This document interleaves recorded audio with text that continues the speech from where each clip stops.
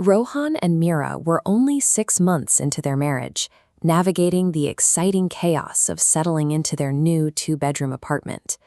Mira wanted their home to feel lived in and unique. She actively avoided that sterile, mass-produced aesthetic you get when you buy everything straight from a mall display.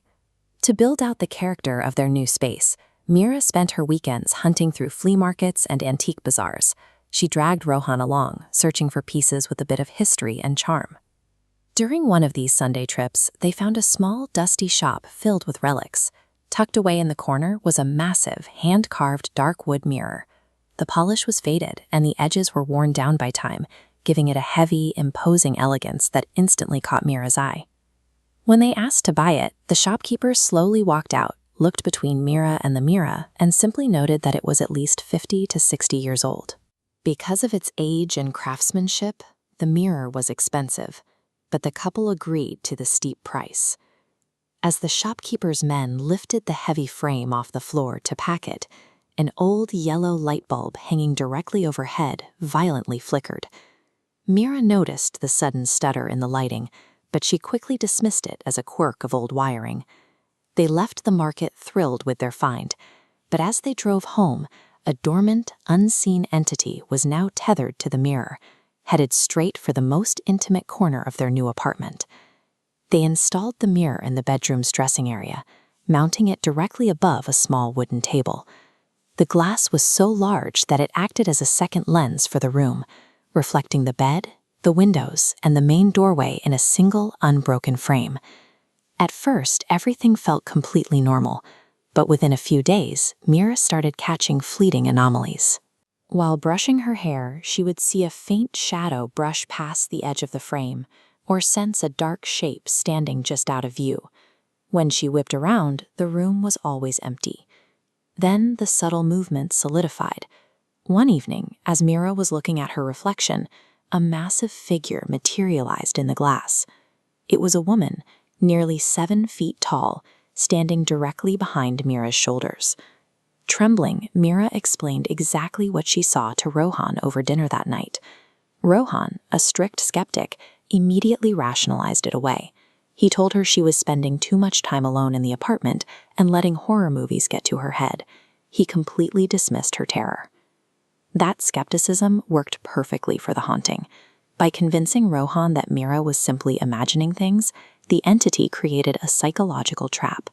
Mira was now terrified of her own bedroom, completely isolated, and unable to rely on her husband for protection.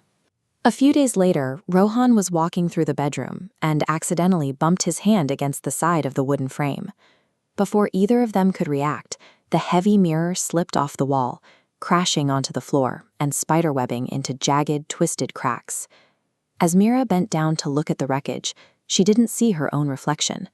Trapped entirely within the fractured glass was the bruised, crying face of a woman, with the dark silhouette of an abusive man standing right behind her. Mira let out a scream. When Rohan ran over, the reflection was gone.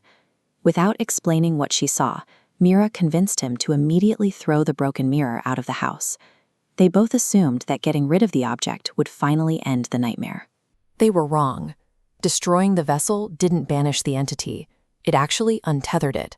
Without the physical boundary of the mirror to contain it, the trauma attached to the object was now free to bleed directly into the apartment itself.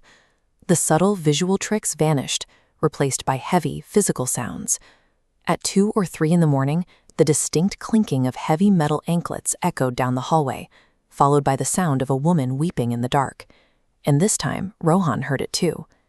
The terror reached its peak a few nights later. Rohan and Mira both snapped awake at the exact same moment, drenched in sweat, staring up at the dark bedroom ceiling. Mira grabbed Rohan and began crying, explaining the dream she just had. She dreamt they were standing in the bedroom, staring at the space where the mirror used to be. A woman with her head bowed slowly tied a thick scarf around her neck, attached it to the ceiling fan, and hung herself.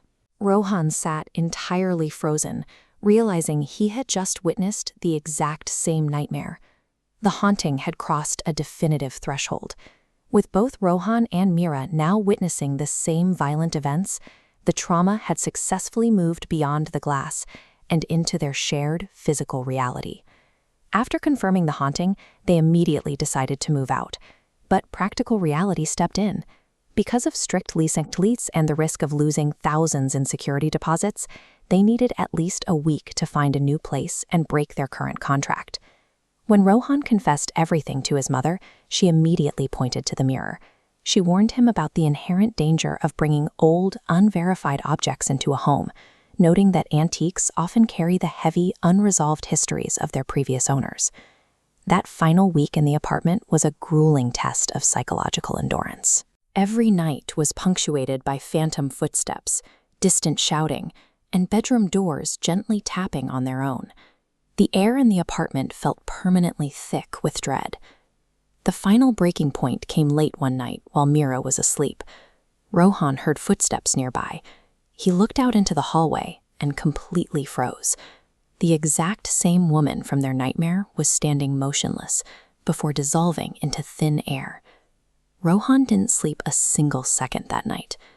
The man who had dismissed his wife's terror with logic and reason was forced to believe her only after coming face to face with the entity himself.